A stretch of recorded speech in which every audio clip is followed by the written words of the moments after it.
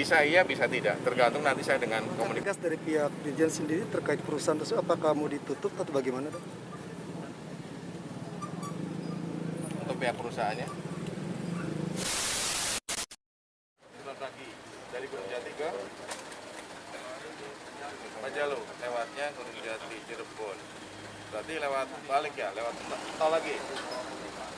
Lewat Kuningan, Pak. Lewat Kuningan. Di Kijing, nanti Panawangan, masuk dari sana. Jadi kan jam 11, jam 6 sampai Cirebon, jam 9 berangkat lagi. Dari perusahaannya udah ke sini, PO-nya. Punya berapa mobil dia? 7. PO Pendawa. Di mana? Kita akan lakukan evaluasi. Ini kan kejadian di sini. Yang pertama, kalau kita lihat kondisi jalannya kan jalan provinsi ya. Dan memang karena di atas ini di Panjalu ada potensi wisata religi dan banyak juga dari pengunjungnya dari beberapa kabupaten kota dan provinsi yang lain. Sehingga yang digunakan di sini sebagian besar adalah mobil-mobil besar dan mobil pariwisata.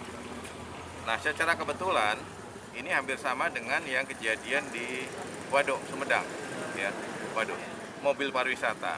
Nah, persoalannya banyak di antara pengusaha mobil pariwisata di Indonesia saat sekarang ini yang saya tenggarai, yang belum mengurus izin spionam, mengurus izin perizinan. Ini mobil ini kan mobil Bali nih, platnya DK. Ya. Kita udah cek di spionam kita di Kementerian Perhubungan tidak terdaftar. Perusahaannya yang tidak terdaftar, apalagi kendaraannya. Kendaraannya masih atas nama perusahaan Pandawa di Bali.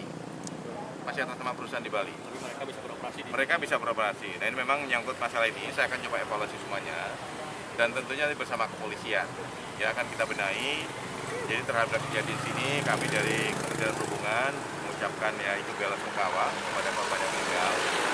Dan tentunya ini ya pembelajaran bagi saya untuk melakukan evaluasi terhadap regulasi kita. Akan kita lakukan satu kajian lagi, mana yang mungkin barangkali akan kita benahi. Berikutnya juga adalah saya meminta kepada semua pengusaha bus pariwisata. Sebenarnya waktu Lebaran, Pak Menteri Perhubungan nggak kurang-kurang itu. Berapa kali kita ketemu dengan semua para pengusaha kendaraan bus akap maupun pariwisata, mengingatkan supaya mereka menyiapkan kendaraan dengan baik. Kalau sepintas tadi keterangan dari para pihak kondekturnya, pembantunya, ini kan karena remblong. Yang pertama remblong, yang kedua setelah saya tanyakan tadi, ternyata pengemudinya berangkat dari Tangerang hari Sabtu ke Cirebon dulu, ke Gunung Jati, habis Gunung Jati baru ke Panjalu. Itu terus berangkat dari Tangerang jam 11 malam sampai Cirebon jam 6 pagi, kemudian berangkat lagi dari Cirebon ke Panjalu jam 9 pagi, ya 9 pagi. Jadi nggak istirahat. Sebetulnya di sini si pengemudi masih bisa karena saat remblong itu dia masih komunikasi dengan kondekturnya. Jadi nanti mungkin saya akan bersama ini sekarang ada dari KNKT, ada juga dari Disub, ada juga dari Jasa Raja. Saya juga terima kasih Jasa Raja sudah cepat memberikan santunan kepada masyarakat yang luka-luka tadi dan yang beliau meninggal. Dan ini Pak Kades sama Pak Camat juga menyampaikan kepada saya, ya khawatir juga jalan ini jalannya kecil, karena memang di jalan provinsi bukan jalan nasional. Sehingga untuk yang mobil bus besar dengan panjang 12 meter memang nggak cocok untuk movingnya dan sebagainya. Ditambah lagi dengan ini banyak turunan dengan tanjakan. Gitu. Jadi nanti akan saya coba bicarakan dengan semua pihak. Karena kalau saya pasang dengan rambu-rambu bisa saja, tapi kan nanti dampaknya adalah ke lokasi wisatanya. Jadi mungkin saya akan coba carikan jalan keluar, minimal dalam waktu dekat saya akan lakukan langkah apa untuk mencegah kecelakaan yang ada di sini. Pak, dengan kehadiran adanya temuan tadi mobil yang STNK-nya tidak ada data dari ini bagaimana, Pak? Ya, saya udah minta nanti sama kepolisian, pasti saya akan buat surat. Ya, nanti kan pastinya pengemudi kan akan dilakukan pengamanan, diperiksa. Tapi kalau ada keterlibatan dari pengusahanya, sekali lagi kalau ada keterlibatan dari pengusahanya tidak mengurus perizinan dan sebagainya, saya mohon nanti Polri juga bisa menyidik lebih lanjut.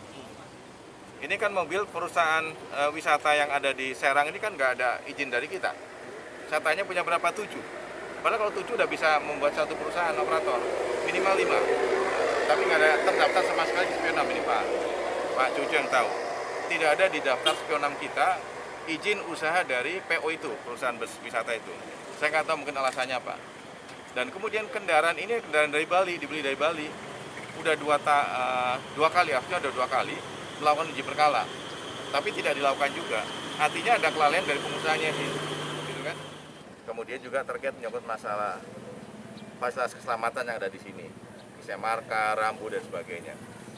Tapi kalau memang jalan ini atas keinginan dari Pak Camat tadi, Pak Kades juga, sebetulnya khawatir juga jalan ini nggak cocok untuk bus besar. Ya saya akan coba komunikasikan dengan pengelola atau kemudian dengan pemerintah daerah, jangan sampai kita kontraproduktif dengan kebijakan pemerintah daerah terkait menyangkut masalah pertumbuhan pariwisata dan juga ekonomi sekitar sini. Artinya akan ada pembatasan kendaraan, ya, jenis kendaraan mungkin Pak Dirjen? Bisa iya, bisa tidak. Tergantung nanti saya dengan komunikasi dengan semua pihak dulu. Gitu ya. Langkah tegas dari pihak Dirjen sendiri terkait perusahaan tersebut, apakah mau ditutup atau bagaimana, Dok? Untuk pihak perusahaannya, ya tentunya saya lagi perintahkan kepala BPT di Serang, karena dia kan punya 7 untuk ngecek yang lain perusahaannya. Ya. Sebenarnya kalau memang perusahaan ini akan bertumbuh sebagai perusahaan pariwisata, ikuti aja prosedur kok.